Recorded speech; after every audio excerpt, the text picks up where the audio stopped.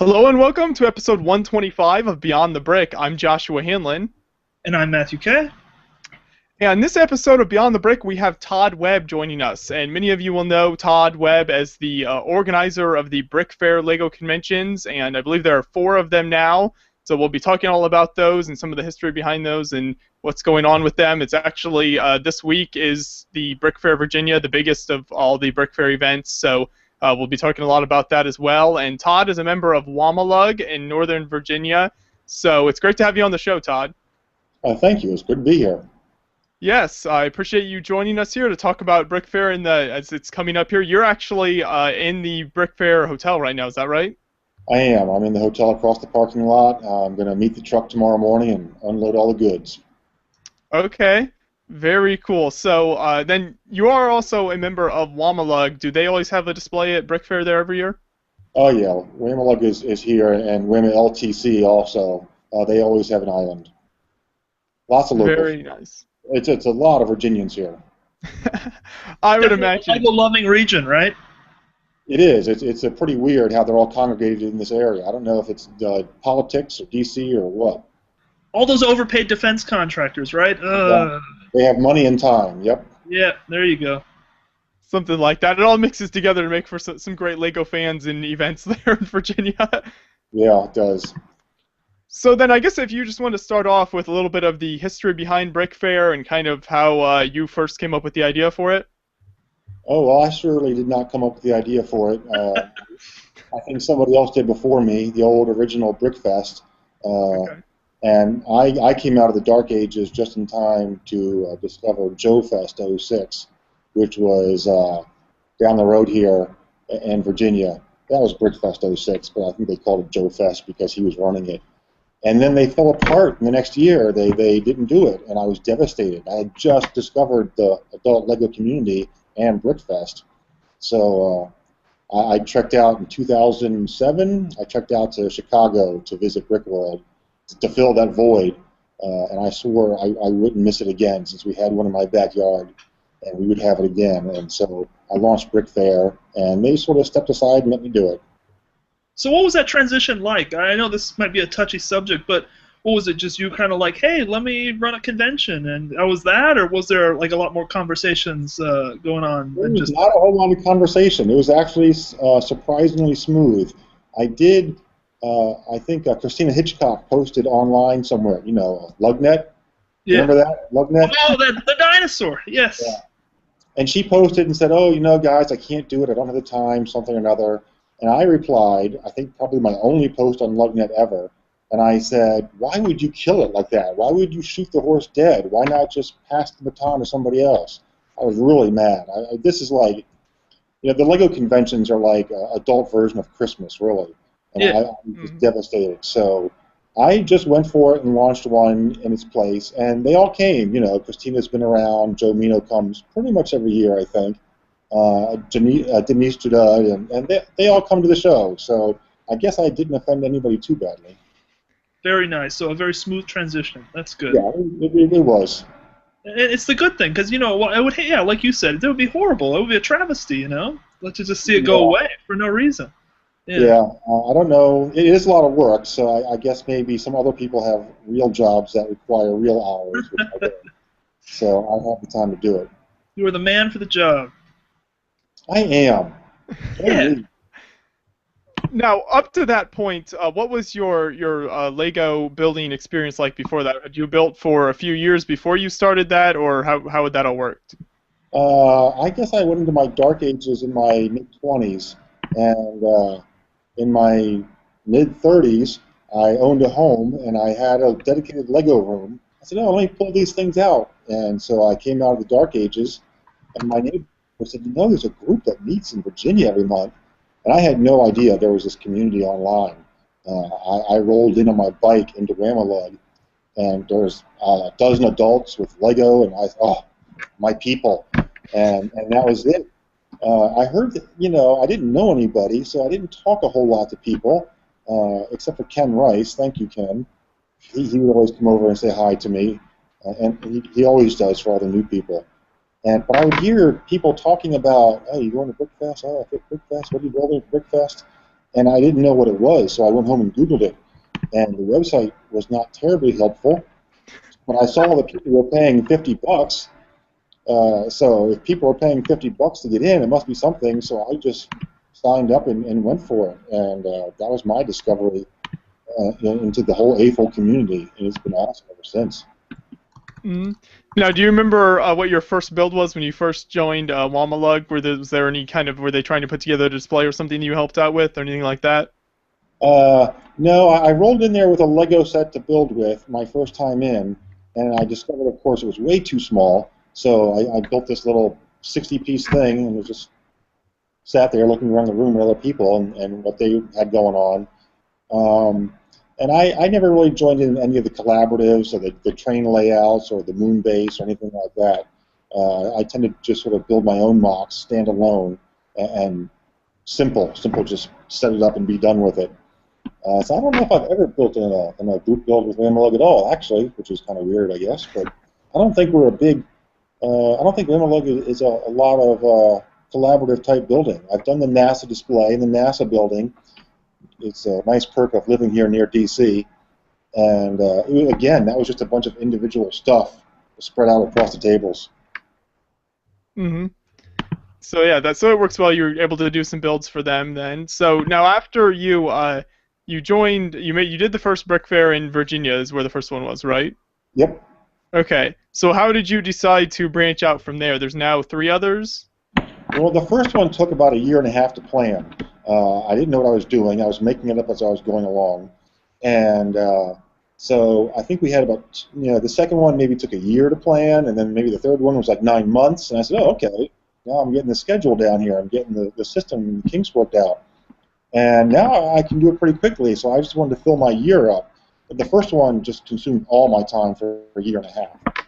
But now I'm getting smoother at it, so I wanted to fill my time up. And I was either going to fill up my year going to other conventions, or I was going to just run my own. Yeah, so that's what I did. I thought it'd be nice to go south for the winter. Maybe shed a few degrees of cold off, and so I aimed for the south in January. And other than that, I just tried to have one per season, just so I can keep busy all year long. Mm-hmm. Cool. So where are the 3 locations of the ones after Virginia then? After Virginia, coming up on Halloween, we are in Somerset, New Jersey. And then next January, Martin Luther King weekend, back in Birmingham, Alabama. And then in the spring, the week before Mother's Day, next year, we are back up in New Hampshire. Okay. Got a series of events there. Was there any time when, you said when you first started Brickfair Virginia, you were kind of just making it up as you go along? I'm sure there were a lot of things that you had to kind of do by trial and error. Was there any big mistakes you made or anything that made you almost maybe want to give up ever putting it together? Well, I never wanted to give up, but there's been plenty of mistakes. But I've never wanted to give up. But big mistakes, I don't know.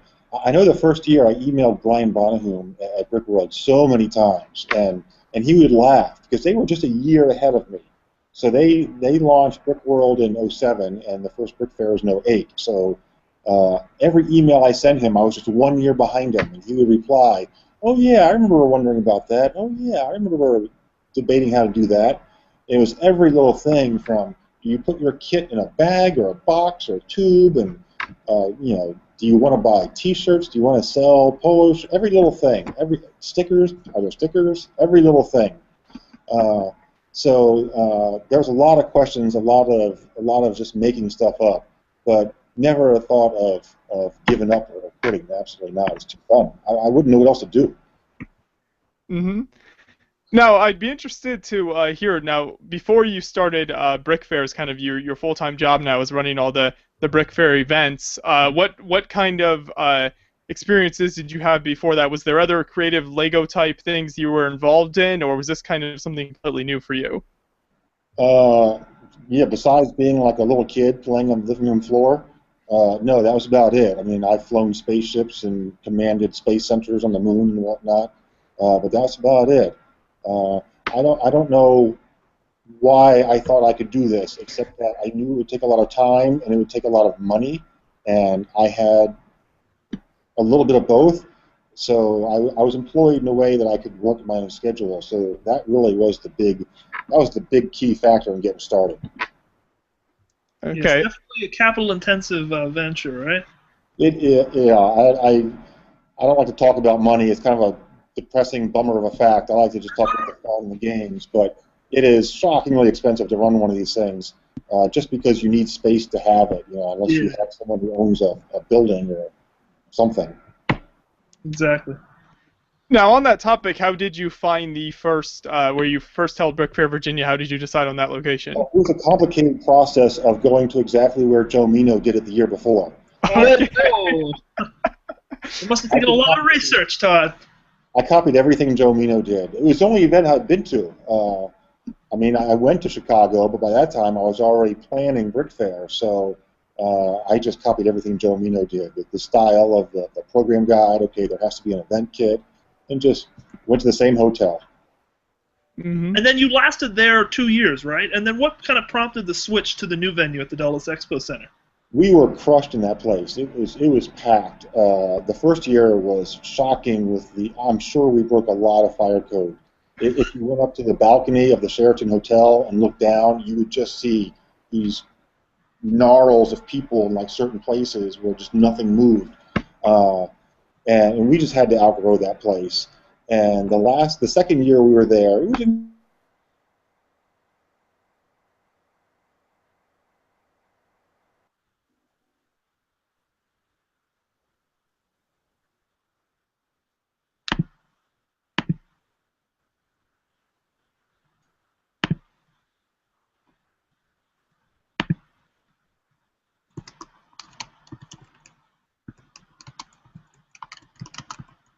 I think we might have lost Todd there. That's when you try and describe the old Sheraton at Brickfair. Mm-hmm. See if we can get him back here in a minute. I know he's at the hotel, so the Wi-Fi might not be the greatest that he's on. Hospitality Wi-Fi networks are high quality. Hello. Oh, there we go. Okay, got him back now. And that was the best moment of my life. Greatest. An interesting story, Todd. Very good story. Yeah. The punchline really brings it home. Oh, you're there. All right. How you doing? There we go. I think we're back now. Okay. It seems like one of you have mastered the proper lighting for doing these videos, and one of you has not. Which one has mastered the lighting? Well, one of you has 5 shadows, and the other one looks bright and happy to be alive. I probably have 5 shadows. Yeah, you do. Yeah, he's got the closet doors behind him though. So. Oh, it's a closet. Oh, good. I thought you were doing something else. Yeah, maybe I don't know. I'm out of the closet though. That's all that matters. I'm not touching that. All right. So if you want to start back up then, where you were talking about the transition from the Sheraton Hotel to the event the place where it's held now. Well, what was the last part you heard? You said it was way too packed at the Sheraton and you broke a lot of fire codes. Oh yes, we did that, and then the bill was quite large. The bill at the hotel was bigger than I expected, and I had talked to the Dulles Expo Center somewhere in that time, but they were so expensive. And so when the bill at the hotel got so big, I said, well, we might as well go to this big, beautiful expo hall. Beautiful being an empty Home Depot. And so, yeah, I would not have had the gonads to jump into the expo hall to start off. But after a couple of successful events, it was the logical step. And lo and behold, we filled it up pretty well. Okay. And then they turned the original expo hall into a Walmart, right? Yeah, they had a north hall and a south hall, which were unfortunately separated by a parking lot. They were not the same building, so they sold the one building, which became a Walmart, and now we're in the other building. So that's how we grew from 80,000 square feet to 100,000 square feet. I was pretty disappointed. I was toying with ways of doing the 2-building system for a giant event, but now we're limited by their building now.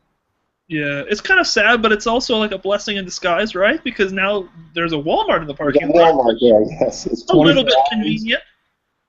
I just ate a pint of ice cream. There's, you got your Advil, whatever you need. There it is. It is convenient. It's like, yeah, who needs to really bring anything, right? You just go to Walmart and get it if you need it. It is a vast improvement because there's not much here except for every fast food place you can imagine. Yeah, there's like 12 fast food restaurants, a hotel, and then just office parks. So yeah. Now Yep. So what was the public like then for the first year compared to maybe last year? What was the attendance like? Have you seen major it picked up every year pretty much? It mostly picks up. We had a drop-off last year, which I'm blaming on the good weather, because people can go outside and play in the good weather. We are in August here in the D.C. area, so it gets brutal. Oh, yeah. Brutal. You can't walk 10 feet until you're just drenched in your own sweat. And so I think people look for something to do indoors, and they don't realize they're going to be standing out in line in that parking lot for 45 minutes. Now, have you raised prices for public attendance over the past couple of years? Has that happened? Oh yeah, I think we started at $8 maybe or $7, and now we're up to $12. That probably also hurt us a little bit last year. But that's kind of a blessing in disguise, right? Because then you kind of turn some people away, so the event is less crowded, but you're still bringing in probably as much or more revenue. So then it's just more pleasant for everybody that's there, right? Is that? You're absolutely right, and I hate to say it, but you're right. Okay, well that's I don't know. That's definitely a positive, I would say. I don't like chasing people away with money. I just feel bad doing that. But we had 21,000 people one year, and that was the max we could get through. Yeah. And the line we measured was up to 1 mile long before we opened the doors. Wow. And so I try to keep the price in line with, say, a local movie. Now that I'm going to other areas, I don't know what anything costs in Birmingham or Manchester, New Hampshire. So I just try to look at the local movie prices and try to sort of stay in line with that so that our show adjusts to the region that it's in. And $12, most movies around here are $11, so $12 didn't seem so bad. Yeah. And it's a lot of entertainment, right? There's a chance to come away with some free Lego. So. Oh yeah, and it's it's less crowded for the people who come, so that works out. Exactly. So everybody's having a more enjoyable experience, and everybody wins. Presumably, yes. I hope so. Knock on wood. Definitely. Yep. That line is almost like Black Friday type proportions there. I'm sure you get a lot of people a mile long. That must go for quite a while there. They're surprisingly understanding. The line was, once we opened the doors, the line was never more than an hour, so that was not so bad. You figure a mile in an hour, people pretty much keep on walking. But they understood. They understood that it's a popular thing. And all the local restaurants down the strip mall were all out there selling water hand over fist. In front of the Dulles Expo Center, we just had trash cans full of empty drinks and empty bottles that people were chugging as they came up the line. It gets hot. It gets hot. Some kind of rock festival, right? Yeah, pretty much, yeah. It is. I think it's a great time. I'm so glad that the AFOLs before me did this when I was oblivious and just surfing the internet and didn't even know these guys were out there. No doubt. For sure. Well, now I'd like to talk about a little bit of the stuff that's going on this year, and you can maybe take us through a few of the events that you're really looking forward to seeing this year, and then also some of the new stuff. A couple new things that I think are happening is, one, you added a day this year, is that right?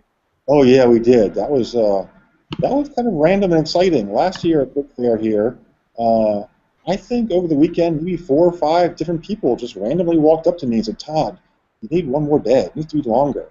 And this would be, 2013 was our 5th year, and that was, people just started saying it. So at closing ceremonies, I threw that out to the crowd. I said, "What do you guys think of going for 5 days?" And it was overwhelming, positive, and encouraging. People wanted it.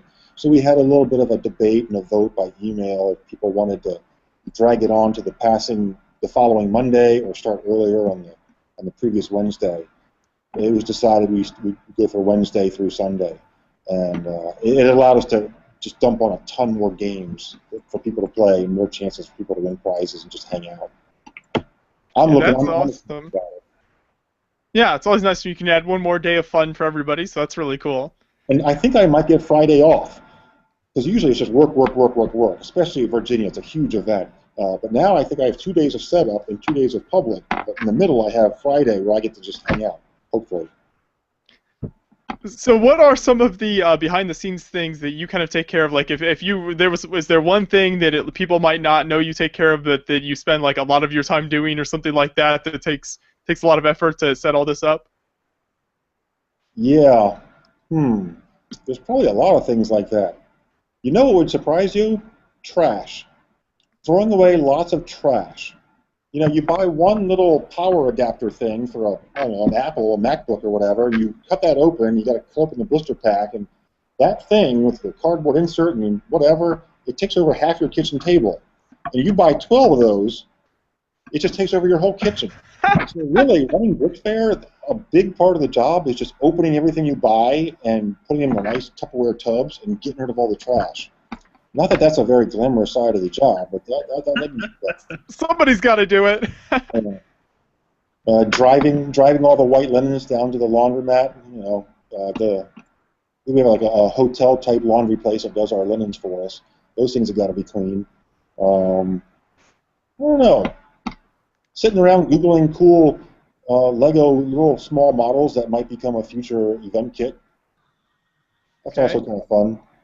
Now, how do you get the stuff from location to location? You mentioned waiting for the truck to come in. Is there a trucking company that you guys contract out? Yeah. I don't know how other people run their events. I talked to Kevin Hinkle, so I get the sense that Brickfair is the only event that really trucks in tons of stuff. I don't know how other people do it, but we have floor pads, we have our own pipe and drape, we have the table linens, the stay-and-play area with the stay-and-play tables and the ramps, and now the new inflatable bubble boy that will go up out front of the building and advertise for us. All these things just add up and add up. So here in Virginia, we fill up 1.5 tractors, 53-foot trailers, and definitely have a trucking company bring it in. So I pack it up in Maryland, and then I drive out here and meet them the next day to unload it all off again. And it's kind of neat, as opposed to me renting a truck. Just load it up, and then I get on a plane, fly to Birmingham, and that same truck shows up, and there's all the stuff. That is pretty nifty, yeah. And I think it makes a lot of economic sense to just use the same stuff over and over again, as opposed to just renting it over and over again. Yeah, the pipe and drapes have definitely paid for themselves. I copied the stay-and-play area from Lego, what the hell's it called? Lego Kids Fest? Kids Fest? Yeah. That's it. And they had a beautiful stay-and-play area with these red and blue tables with nice legs and just looked beautiful and playful and colorful. So I totally copied their stay-and-play area. And what else do we have? Oh, I don't know. You have to remind me. You've seen it. You have that background behind you, right? Cool stuff like that? Yeah. This is the hideout and the cover for our storage. We bring in these giant 8-foot tall, 4-foot wide shelving units, but then they look like big, ugly brown boxes in the show. So had our good friend Alvin Brandt print up a couple of these banners for us, which just hang on front of the boxes. They work for great storage spread out throughout the show, and these minifigs are awesome. They really paint the walls with color and interest, so you're not just looking just at the Lego sitting on the table. There's other visual stuff going on. And those are those tattooed minifigs that went viral a couple years ago, right? Is that? Yeah, I think they're from a Bic pen commercial or something. Okay. It would be nice if I could have found just regular Lego minifigs in super scale, high resolution, but this is what I found online. It works? It works. Yeah, they look good. I love them. I think they're great. They are really cool. Now, another new thing this year was the World of Lights. Is that right? You guys are adding that for the first year? Yeah, that was just decided 6 weeks ago while I was with you guys in Chicago doing the interview, I think right before World of Lights at Brick World. And I don't know why it took so many years for me to figure it out. This must be my 3rd or 4th time to Chicago. And just in the middle of the night, walking around looking at all the awesome displays, I said, oh, we got to do this. It might have taken me a while because I was there at the first Brick World, and the World of Lights, the first time they did it wasn't all that well attended. There was a lot of darkness, but it was just so beautiful this time. So we jumped on it, and we're introducing it here in Virginia, and people are responding so far. I'm expecting a lot of lighted up MOCs. Okay, that's awesome. Yeah, that's always definitely one of the coolest things at Brickworld every year is to see the World of Lights. And this year we actually put together a montage of all the coolest lit up stuff and made a video with it and stuff that we're gonna put out there. So definitely a lot of cool stuff to see there. Yeah, yeah. It might have been slightly, a courtesy thing. They invented it; it's theirs, so I let them enjoy it, and then I copy it just a little bit later. Give them a couple of years and then you can take Yeah, it. and you get credit. For sure. Now, another thing that we actually just posted a video of you and Brian talking about this on our page. So if you want to see that from Brickworld, Todd was there and he talked about this with Brian. Is the bet that you made with Brian about the charity auction? You want to talk about that a little bit? Yeah, that was fun. He pulled out a winner somehow out of the blue. I was at Brickworld Chicago 6 weeks ago, and I'm sitting in the front row just before the auction is about to get started for charity. And Brian and I are sitting there chatting, and I mean, literally 90 seconds before go time, and he says, "Todd, how about a bet?" And then he just made it up on a whim, and he said, we'll see who can raise the most money for charity through their auctions and whatnot. And the loser has to wear the other guy's shirt at his own opening ceremonies next year. So fine, shook his hand, he stood up, gave me a big hug, and that was that. He went up on stage and mentioned it. And it was really fun. It transformed my experience in Chicago. A few people in Chicago know me because I see people at other events like Brickfair. But I went from being kind of the peripheral guy to like, oh, that's the guy that has to bet with Brian Monahan. And the rest of my weekend was very entertaining. Okay, very nice. So yeah, you got a little bet going on there to help raise money, and that goes all to what are the charities that the Brickfair goes to? We give to the Slade Child Foundation, which is a Maryland-based children's charity, and they were chosen because they're nice and small. They work with less than $100,000 a year, and we give them about 10 or 12 of that. So as opposed to giving to a bigger charity where I feel like it gets absorbed, I like to be noticed. So that's our local charity here, and they are of course very pleased that we have this bet going on because now we have to raise $23,000 in order to avoid wearing their shirt. Mm-hmm. Yeah, so nice friendly competition going on there to help raise more money for charity. So it'll be very interesting. I love Kevin Hinkle's picture. Yes. Oh, that was pretty great. Yeah. That was a great picture. Yeah. Did you guys actually post for that photo? What's that? Did you guys actually pose for that photo at the Yeah, we were sitting around the lobby in Chicago chatting, and Kevin Hinkle was there, and I don't know. I guess we all sort of ended up together. And Kevin Hinkle was so excited about this bet. He's like, "Oh, my children are all playing friendly with each other," and so he wanted a picture. And Brian extended his hand out to me, and we shook hands. And I said, "No, we got to do this." And I stood up and got in his face, and I was a little bummed out because Brian kept joking around and smiling and laughing, and I thought, oh, this would be such a good picture. And I appreciate that Kevin Hinkle said, "Brian, you're ruining it. Get serious. Get mad." And it was a brief instant we were both on, and he got that right picture. And I said to myself, man, that's going to be a good one. And I kept bugging Kevin for it. He said, oh, 2 weeks, I'll put it online. And when I finally saw it, I couldn't be more pleased. It was just a perfect picture. I know. He doctored it up really, really well. All those graphics, Yeah. And the fact that we're both facing left and right, so of course his breast is showing his event logo, but I'm turned, I got the wrong breast facing the camera, but I must have just happened to be turned just enough to get the Brickfair logo in there, so we're both representing. It was a good picture. Yeah, it was really cool. So I'll make sure to include a link to that in the description of the video for people who might not be familiar with that photo. Definitely encourage you to check that out. It was really cool what Kevin could do with that. So are there any... bored at work one day. Let me just Photoshop this for 2.5 hours.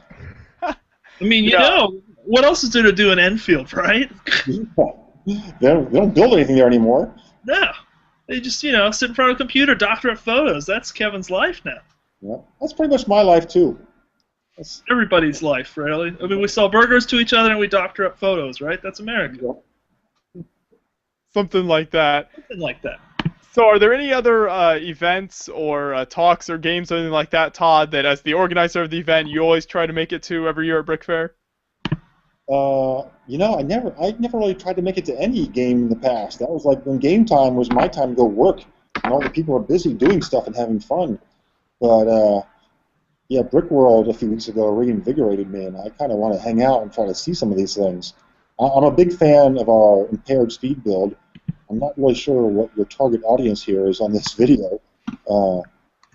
I tend to have a playful-minded sense of humor. I enjoy I enjoy the impaired speed build. I wish I could participate in it. And the blind build is always fun because that's not only fun to play, but it's really kind of fun just to watch. If you do it right and you get to watch all the people's blind hands, fingers fumbling around for pieces. I think we have some new games, but I can't remember what they are right now. There is a schedule on the Brickfair website, right? So if anyone wants to see what's going on, you can see all that stuff. There is, yeah. You go to brickfair.com/schedule. You can see all the games. We've quadrupled up quite a few of them, so we have a lot of parts drafts, multiple speed builds, and whatnot. Okay. So a lot of cool stuff to look forward to there if you're going to the convention, and we'll obviously be there getting lots of videos of all the different builds and some of the events and stuff going on as well, so you can keep an eye out for that on the page too. And if we plan right, you guys are going to try to live broadcast the auction? Yes, we are planning on going to try that. So if a lot of that depends on the internet we can get in the convention hall and everything, but if that all works out, I think we will try to live broadcast the auction so people, if you saw the one in Chicago or you want to follow how much stuff is selling for, we're hoping to be able to do that while we're there. That would be great. I am a little scared that we might have some same items that they had, and how terrible would it be, like if they sold an item in Chicago 6 weeks ago for $800 and we sold it for like $500. I'm kind of worried about this. I really need Virginia to support me here. Just spend hundreds more just to make me not look bad. Something like that. We can maybe put like a really long 5-10 minute delay on the live feed so we can get rid of any of that footage that we don't want people to see. We'll doctor it up for you, Todd. Okay, I appreciate that. Add the Kevin Hinkle explosions in the background and whatnot. Yeah, stuff like that for sure.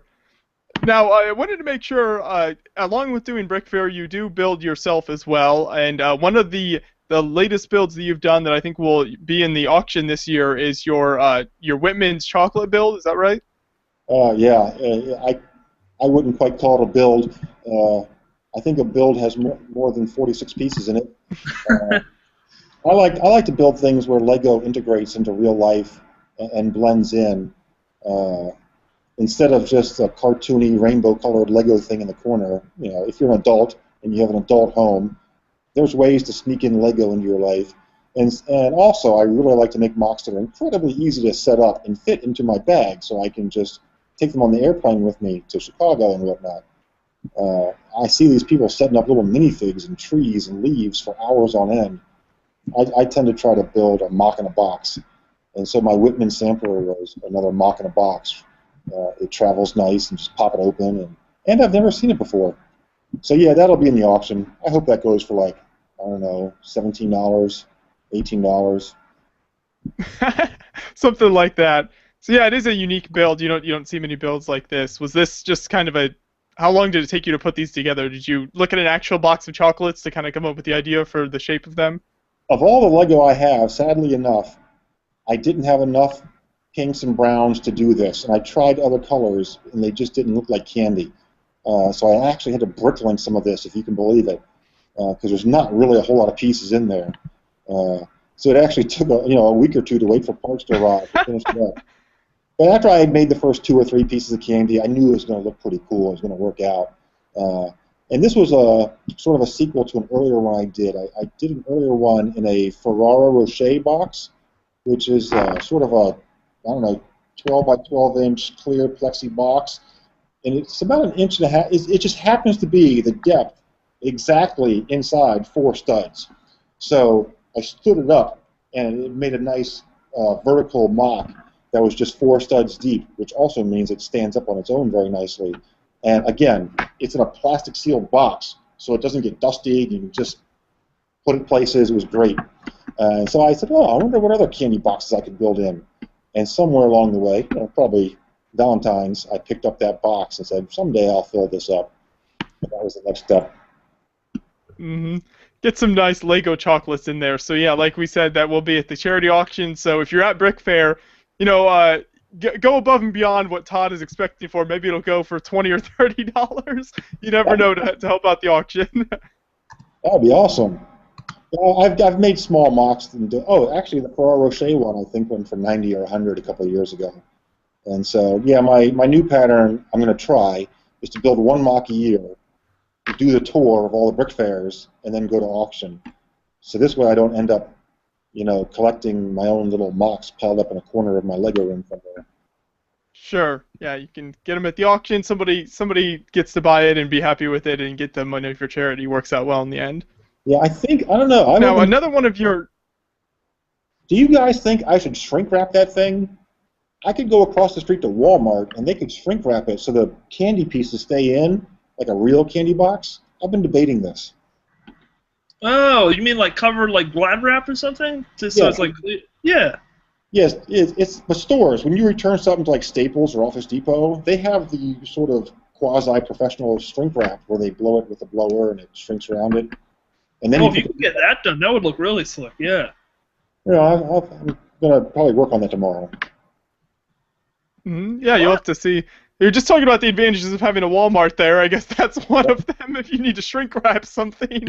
So you could do something like that with it. That would be cool. Are you guys sponsored by Walmart? No. Maybe we should look into that. Ever, actually, yeah, not ever. Not sure what all it would take to get that, but maybe sometime in the future. Can everybody else see these tabs that you guys have open?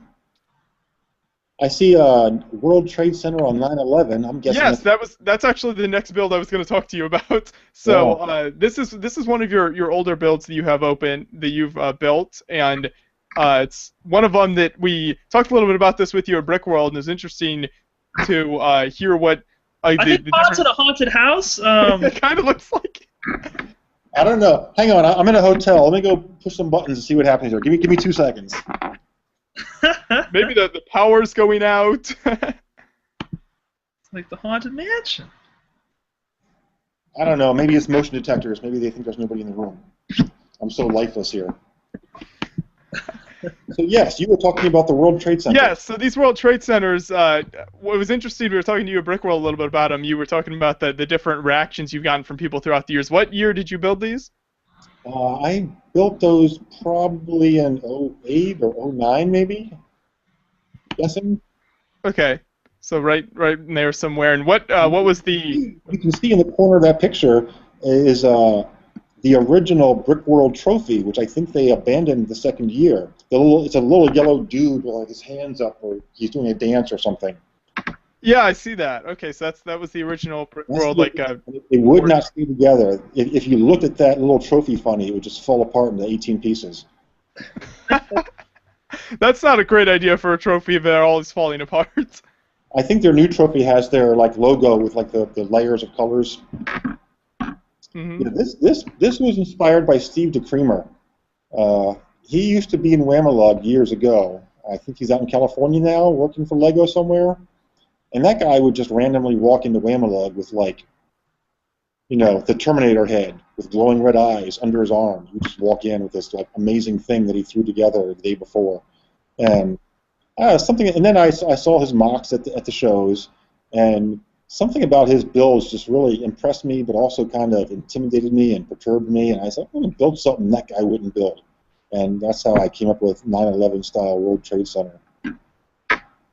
Okay. Now, was this a very difficult... What's the inside of the World Trade Center like? Is it fairly hollow in there? What do you use to support it?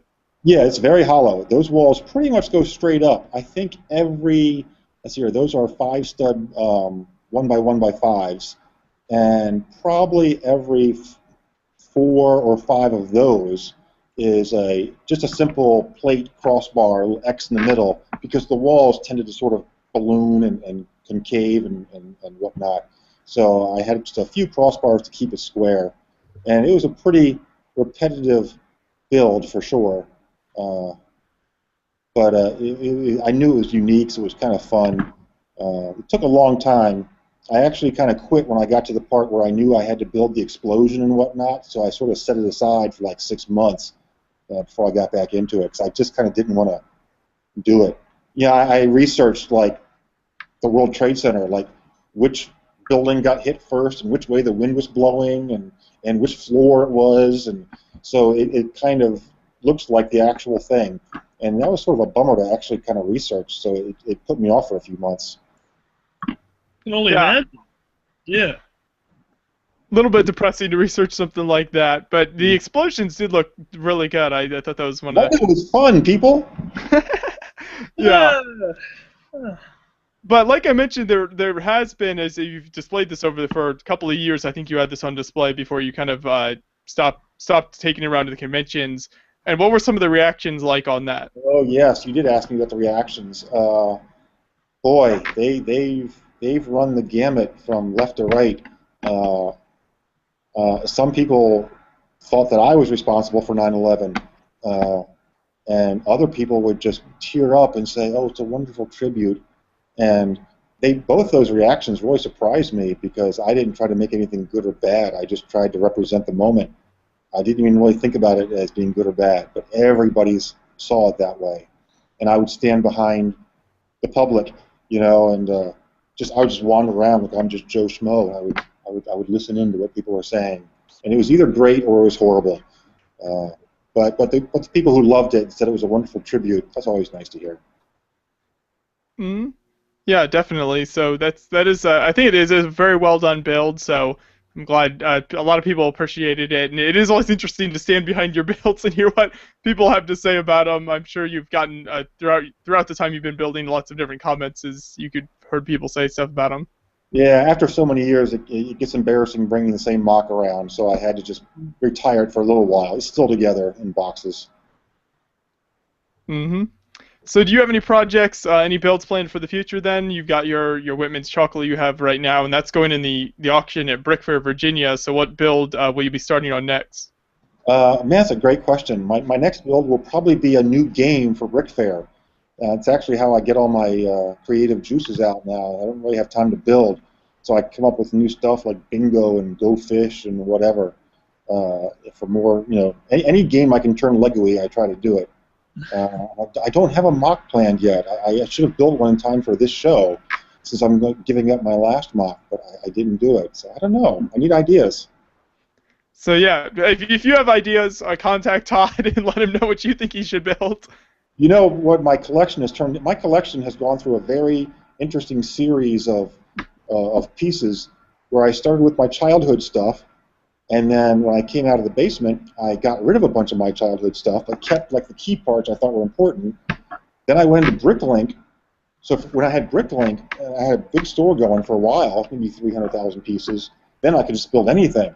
But then I closed that up. I got rid of Bricklink, and now all I have is leftover stuff from Brickfairs, which means I have like 3,200 of this piece in tan and 4,800 of 2x2 round plates in one color.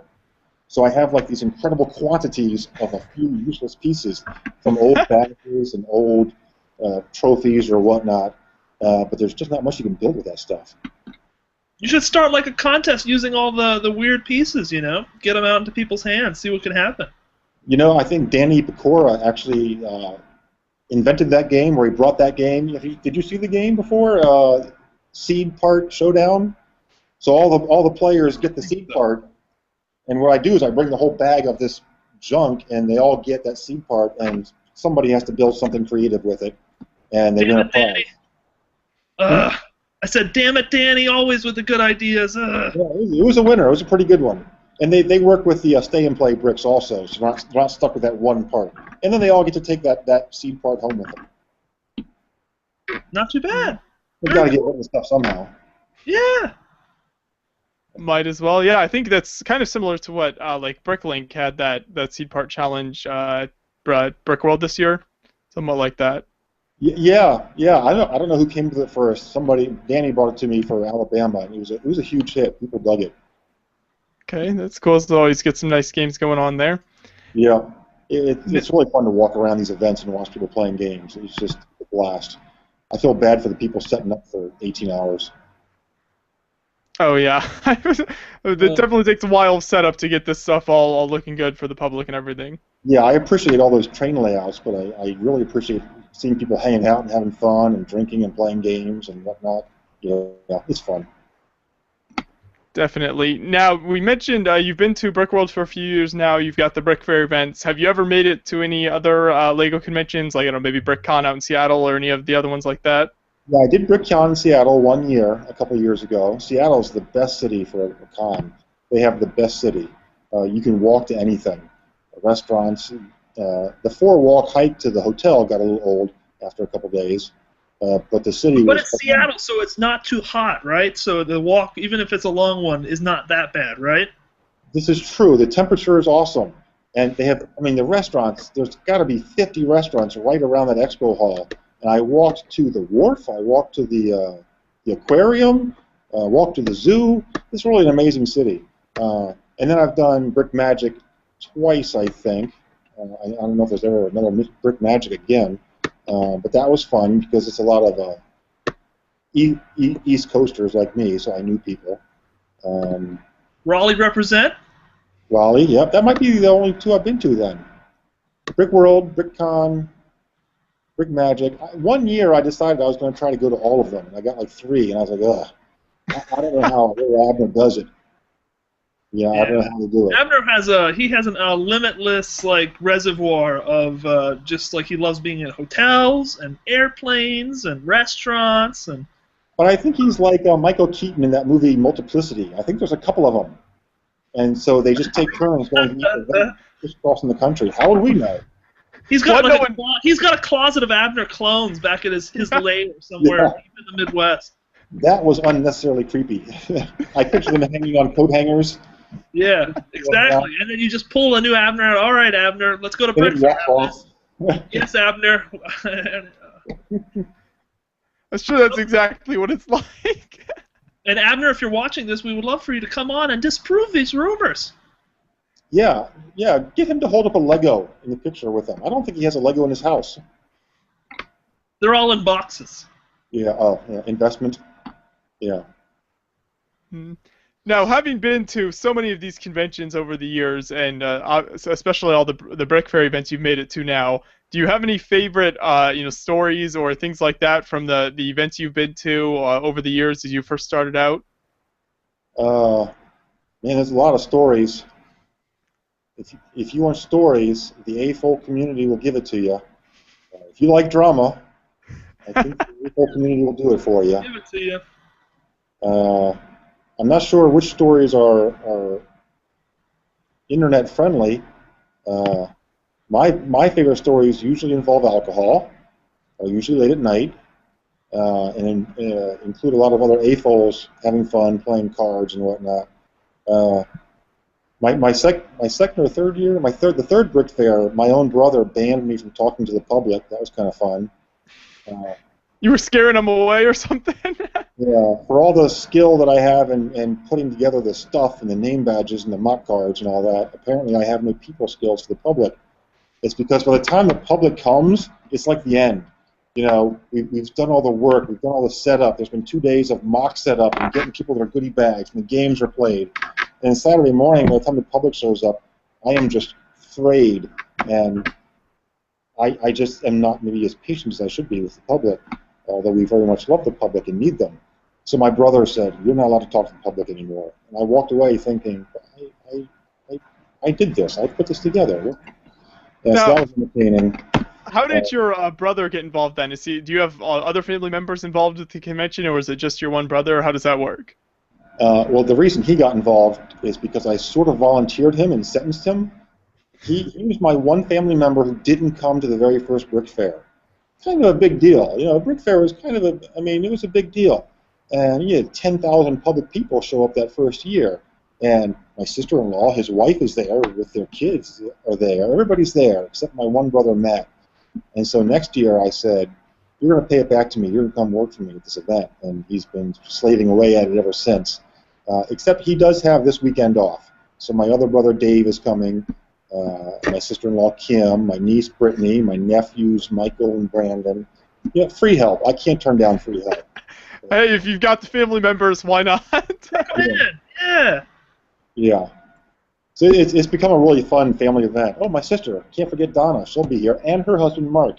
Yeah, we got them all. It's like a family reunion, isn't it? It is. It's pretty awesome. As an adult, you know, I mean, 20 years ago, I didn't want to talk to any of these people. I hated them. But now, as an adult, I kind of want to hang around them a little bit once in a while. So Brickfair has become pretty fun for all of us to hang out. That's nice. Mm-hmm. And it's fun for them because it's work without actual work.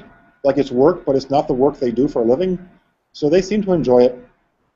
Kind of a change of pace a little bit. Do any of them build actively, or is this just kind of their one-time thing that they do every year? Yeah, they don't build nothing. My younger brother does have the little kids, so he's got the right. I caught him with Mega Blocks in the house, and I was so mad. That's the worst. I hate going over to like a family, you know, and you see Mega Blocks on the floor, and you're like, hey. Yeah, and the kids are like 2 at the time, 2 and 3. Like they're the impressionable age. I said that is terrible. And I got them a couple of big bags of the Duplo, and I did not throw away their old blocks or make them get rid of them, but I don't see them anymore. So I think my brother and his wife slowly replaced the Duplo and took out the garbage. And so he has the kids who are growing up on Lego, good, proper Christian American kids. That's good. It's always, anything else would be objectionable. Yeah. You can always give them a bag of like 4,800 2x2 round tiles or something like that as you get the kids more in the. I'm sure they'd have a lot of fun with those. Yeah, that'd be a lot of fun. Yeah, not for a 3-year-old, 5-year-old, whatever she is, playing with all the friends' kits. I don't think she would appreciate that. Very nice. Well, now, do you have any like a dream official Lego set that you would like to see produced, or do you have a favorite Lego set that Lego has come out with over the years that you thought was really cool? Oh man, I don't have a dream set. The Galaxy Explorer was my set. I'm a child of the 70s and 80s, and I think that all true space has to be built in gray and blue. And I'm okay with the new gray. That's fine. Doesn't matter. But when they went to Blacktron, which was the 80s, I think, you know, it was all right, but it was like not the same. And I don't know why we get addicted to what we grew up on, but for me, it's all blue and gray. And I built that Galaxy Explorer about 18,000 times. That thing's a beauty. It really is. So do you know it from heart? Can you just sit down and... I'm sure I could have at one point in time, much like I can the first car that was the first event kit for Brickfair. Jeez, I could build that thing backwards and forwards. Mm-hmm. So how does the... I suspect if you build the Galaxy Explorer today, it's a little blocky. It's just like one by some bricks that are just kind of lined up and just square. Yeah, I noticed that. Cool parts back then, right? No? It was kind of boring stuff, you know? It wasn't boring then. It was all groundbreaking back then. Very exciting, yeah. And even you can look back on it. What? I remember my first alligator hinge, man. That thing, my brothers couldn't believe it. Oh, my God. It was amazing. What? Engineering miracle there. Yeah, there's an age difference here between us. Now, I lived through the men with the hands in the pockets to the men that had arms that could move, and it blew my mind. And I had several Jack Stone figures as a child, so this is not... I'm sorry to hear that. I know. I was sorry. Scarred childhood there. Oh, that scarred me. I'm surprised I got over that. Although they're probably worth a lot right now, those Jack Stones, if you still have them. Somebody's collecting them somewhere, right? Yep, absolutely. I think if they had Jack Stone today, I would get into it because it's bigger and it's Technic and stuff. Lego Juniors, right? Isn't that's the reincarnation of Jack Stone without the crazy figures? Oh, okay. All right. I feel like I don't know. If they would just repackage Jack Stone, I would totally buy it. They just need to come out with the Galaxy Explorer again. Identical, nothing changed. You know they used to do those reissues? What do they call them? Lego Legends? Yep. I think, honestly, I don't know why any company doesn't do this. I think Lego could do it. Just take your ads from the 1970s. Don't change anything, and just put them on the air. That would make me get a Coke ad from like 1972 and just play it on TV. It'd go viral. That would be a viral story of how Lego is innovatively marketing their old. Yeah, I mean. Don't update it. Don't redo the music. Just play the same ad. I would go buy that product. Yes. Now it would be just old vintage ads non-stop playing, so you'd see what commercials were like 30, 40 years ago. I think they sort of started doing that for Mad Men. Some of those companies did that. But I want credit. That was my idea. I've been looking for it forever. So maybe this last season of Mad Men it'll be like a Lego reference or something kind of worked in. You know, that's the campaign they're working on, and then there'll be like tie-in products and. Is Mad Men still on the air? I think it has like they split the last season into 2 segments, and then the one segment was it like 5 episodes aired this spring, and then next spring is the last of this half season or whatever. Are they like in 1984 now? I mean, that's really gone for a while. They're getting up there. I think they're in the 70s. You know. Yeah. I'm glad we're talking about Mad Men. That's a fantastic show in my opinion. But you know. Anyway, I think we can all agree the Galaxy Explorer is a fantastic set. So, good stuff, Todd. Awesome. All right, there's hope for you yet. I'm glad you agree with me. Oh, yeah. Now, so you want to talk a little bit about, before we let you go here, a quick recap of the Brickfair this week, what the public hours are going to be for people that might be interested in going there? No, it's terrible. Don't come. You shouldn't come. It'll be awful. It's no fun. Yeah, we'll be here at the Dulles Expo Center for the public Saturday and Sunday, 11 a.m. to 4 p.m. And we'll let you stay till 4:30, but the doors close at 4. And it's $12 at the door. So come on over and have a Lego good time. Definitely. So encourage you to check out the convention if you're in that area and can make it. And I'll make sure to include links to the website and everything that we talked about in the description of this video, so you can find all that information below. But it was great having you on the show, Todd. Really enjoyed talking to you more about Brickfair, learning some of the history behind it and your builds you've done over the years, and then ending with Mad Men. So I think we covered a wide range of topics. So it was really nice talking with you. All right, good talking to you. Thanks a lot, guys. Good stuff. I'll see you tomorrow or the next day. Yes, yeah, I think we're getting in there Wednesday, both of us. So you'll see us then. All right. For sure. Now, yeah, so thanks for coming on the show, and I'd encourage you guys to subscribe to the YouTube page here at Beyond the Brick. You can keep updated with everything we're doing and all of our Brickfair videos that we'll be posting as well over the the next week here, and then the couple weeks after the convention, we'll be releasing all sorts of videos from that event. And then, like we mentioned, we do hope to live stream the charity auction, so keep an eye out for updates on that and the way you can catch the charity auction live and join in the competition there and see how much they end up raising. So thanks for watching, everybody, and we'll see you next week.